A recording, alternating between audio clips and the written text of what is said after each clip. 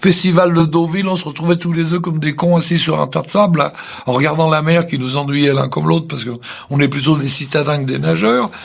Et d'un seul coup, on se mettait à dire des choses un peu profondes. Tout ça, ils s'en foutaient, quoi. C'était le cadeau, c'était formidable. Ouais. Alors, mais il fallait qu'il mette son nom encadré parce qu'il valait plus cher et tout. Bon, mais en même temps, il me disait, merde, on n'est pas Rimbaud, quoi. Oh là là, il aurait voulu écrire Voyage au bout de la nuit, quoi.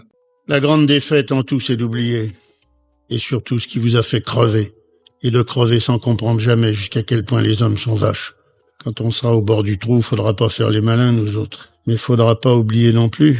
Faudra raconter tout sans changer un mot de ce qu'on a vu de plus vicieux chez les hommes. Et puis poser sa chic et puis descendre. Ça suffit comme boulot pour une vie tout entière. Il y a toujours eu le projet de porter à l'écran Le Voyage au bout de la nuit, qui est un texte magnifique. Mais quand on sait ce goût-là, on approche du vrai Audiard, là.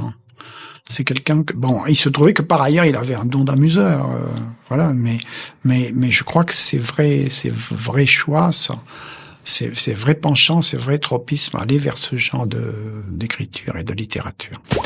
Prenez, si on adapte un roman de Simenon, si on adapte un roman de Georges Simenon, si on adapte un véritable auteur, si on adapte Balzac, si on adapte tout... Céline. Je m'étonne que vous ne citiez pas Céline. Mais oui, mais Céline, on n'a finalement pas osé, vous comprenez, parce que la littérature à ce niveau-là, alors là, on ne peut que saloper le coup.